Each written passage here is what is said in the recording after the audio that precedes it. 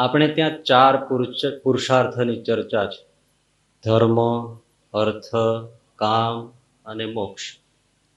પુરુષાર્થ એટલે પરિશ્રમ, ચાર માટે જ લોકો કરતા હોય છે.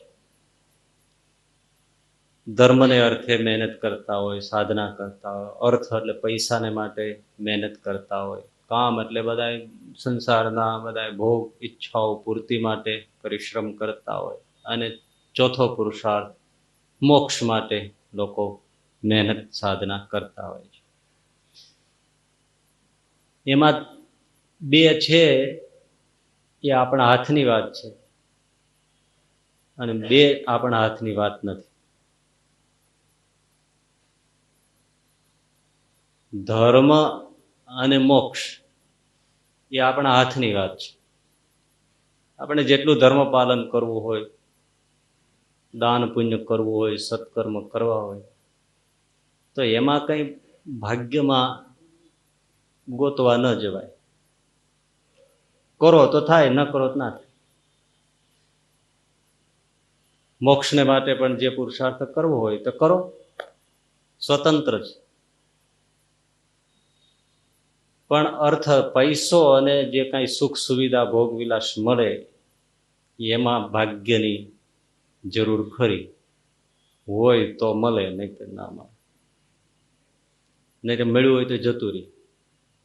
ઘણાને જોવો ને, કમાય ઘણું પણ પૈસો ટકે નહીં. જ્યારે જુઓ ત્યારે ખિસ્સું ખાલી. એ કંઈક હોય ભમરો એવો.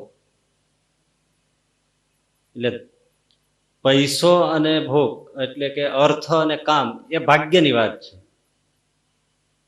અને ધર્મ અને મોક્ષ એ પુરુષાર્થની વાત છે. પણ આપણે ઉલટું જીવીએ છીએ.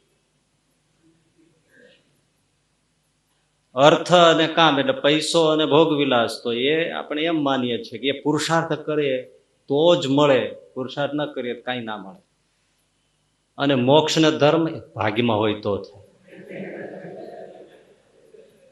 હવે ઉલટું જીવે એને ક્યારે સુખ આવે? બે વસ્તુ ઊંધી.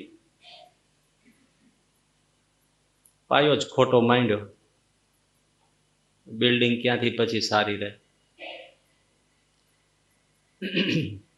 છતાં એ અર્થ અને કામ એટલે કે જે કઈ સુખ સંપત્તિ એ ભાગ્યમાં હોય એટલું જ મળે, એ વાત છે. પણ આખું એ જીવન આપણું છે એ કઈ કેવળ ભાગ્યનું પૂતળું નથી. પૂર્વે જે કર્મ કર્યા હોય એ કામ કરતા હોય જીવનમાં, અને આ જન્મે જે કરીએ એ પુરુષાર્થ પણ કામ કરતો હોય છે.